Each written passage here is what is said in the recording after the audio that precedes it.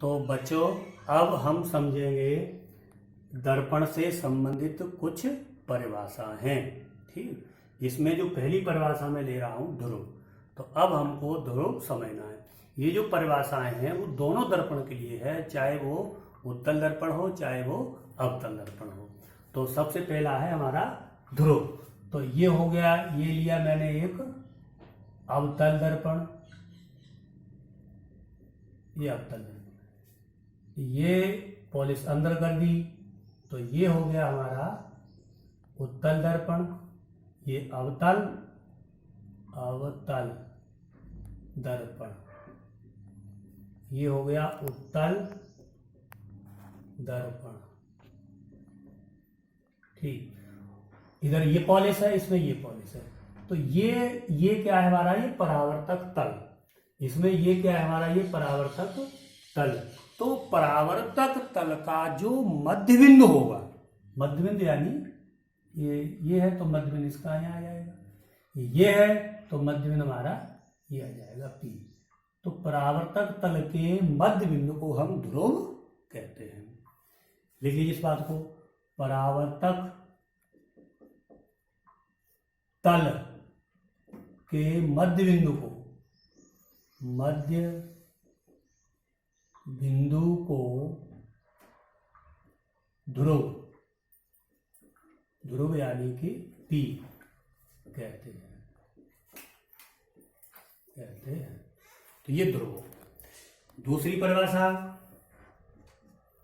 वक्रता केंद्र, वक्रता केंद्र, और वक्रता केंद्र को हम C से डिनोट करते हैं। तो वक्रता केंद्र क्या है ये समझिए। ये आप जानते ही हैं कि उत्तल दर्पण हो चाहे अवतल दर्पण हो, दोनों एक गोले के भाग होते हैं। तो उस गोले का जो केंद्र होगा, जैसे मान लो ये है तो ये मान लो गोला हो जाएगा, इसका केंद्र हो गया ये है हमारा वक्रता केंद्र। अगर मान लो ये है, ये गोला हो गया, इसका केंद्र आया C। तो उस गोले का केंद्र जिसका दर्पण भाग है कहते हैं हम वक्रता केंद्र।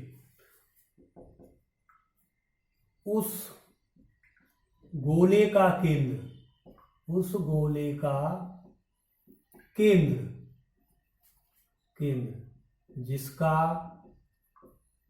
दर्पण,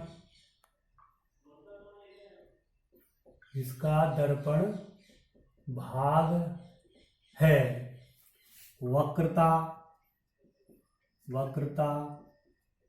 केंद्र कहते हैं। तो ये हुआ हमारा ध्रुव, यानी जो परावर्तक तल है इसका मध्य बिंदु ध्रुव, ये परावर्तक तल है इसका मध्य बिंदु ये ध्रुव, और दर्पण जिस गोले के जो गोले का केंद्र होगा, जिसका वो दर्पण बना हुआ है, वो कहलाएगा हमारा वक्रता केंद्र। ठीक, अब तीसरी वक्रता त्रिज्या, यानी कि R। तो उस गोले की त्रिज्या जिसका वो दर्पण भाग है कहलाएगी वक्रता त्रिज्या।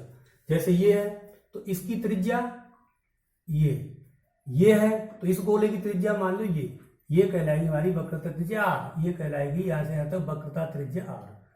तो यही बात मैं इसमें लिख दे रहा हूं, यानी उस गोले की त्रिज्या जिसका दर्पण भाग है वक्रता त्रिज्या कहते हैं। वक्रता त्रिज्या यानी कि R कहते हैं। तो ये हुआ ध्रुव हुआ, वक्रता केंद्र हुआ, वक्रता त्रिज्या हुआ।